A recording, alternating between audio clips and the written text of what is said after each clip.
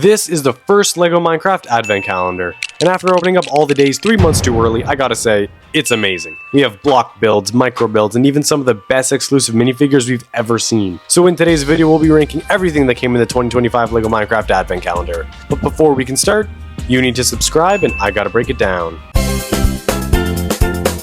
Coming in at 24, we have Day 2, the tree with a half build and iron axe. This is easily the worst item to come out in this advent calendar, and there honestly isn't anything very coherent about this build. I honestly just think it looks bad. At 23, we have Day 3 coming right after the worst build in the advent calendar. We get the second worst build. Now there isn't anything objectively bad about the crafting table, torch, and shovel. I just think it's a pretty random selection for a day, and these three things are the most unrare items you'd find in a LEGO Minecraft set. At 22, we have Day 22, the chair and the campfire. Now from here on out, everything included in this calendar is actually pretty good. Chair and the campfire are a basic, but some on-theme inclusions. I just think that there are a lot better items in the calendar.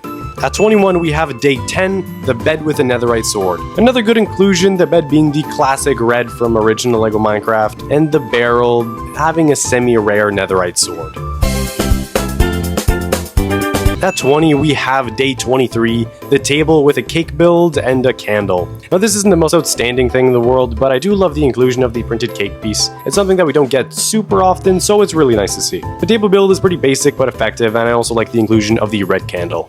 At 19, we have Day 21, the micro Christmas tree. This micro build is actually really good. It isn't into scale with the other micro builds, but the build design is actually very well done. It uses these brown multi-studded 1x1s to create the aesthetics, and Christmas tree is obviously a no-brainer for an advent calendar. At number 18, we have Day 11, the micro longhouse. Now I know this might be unpopular having this so low, but I think it's the worst out of the micro builds. It's the most basic design with the least amount of detail, and the other micro builds are literally phenomenal. At number 17, we have Day 8, the ocelot with a fishing rod. Now the ocelot build is great and has the exact same build as the one that we got from the mushroom house. The figure also has a good brick build and a nice face print, but it's nothing special. You'll notice that on this list, a lot of the minifigures and items that have been included in multiple sets that came out this year will be placed lower just because they aren't as exclusive and are reused. Number 16, we have Day 17, the stray with a barrel with snowballs. Like I said before, the things that are repurposed for the calendar and aren't as exclusive will rank lower. Will you see a bunch of contradictions on this list?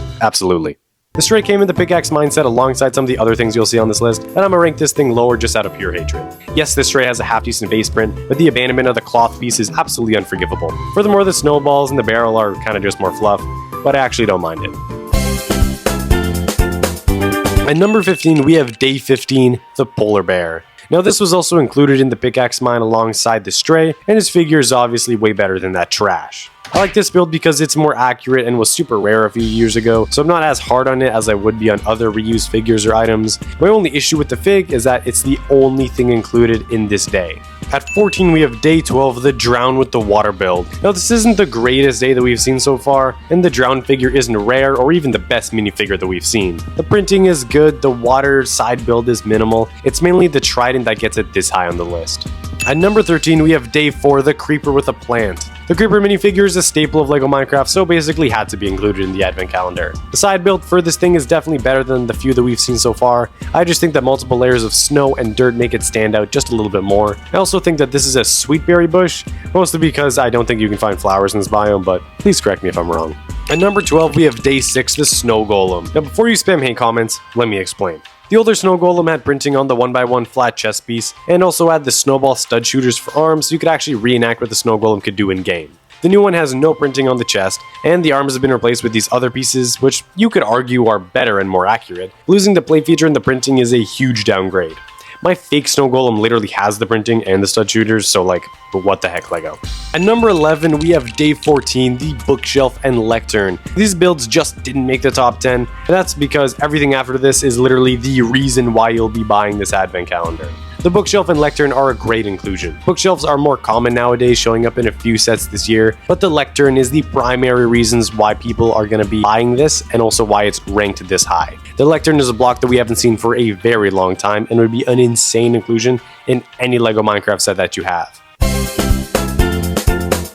These next 10 builds are literally the best of the best. And at number 10, we have Day 18, the little house. This micro build is honestly pretty amazing. I really like the icy and snowy detail around the micro module, as well as the design of the actual house. Using a really interesting building technique with this 2x2 flat piece and this brown piece to create the look for the house. This is one of the best micro builds and does deserve to be in the top 10. Fight me in the comments. Number 9, we have day 5, the Micro Steve diorama. Now this is easily the most biased pick out of everything on this list. This micro module isn't anything all that special. I just love the micro minifigures, and the advent calendar comes with enough extra pieces so you're actually able to make 2 Steves. At number 8, we have day 7, the Iron Golem build. Now this micro figure does not scale well with the other micro modules, builds, or even minifigures, but I think that it is a great and new inclusion, and the design is phenomenal. This micro figure is recognizably the Iron Golem. I only wish that they gave him a face print of some kind just to really elevate the look of it. Otherwise, I think it's pretty worthy of a top 10 edition.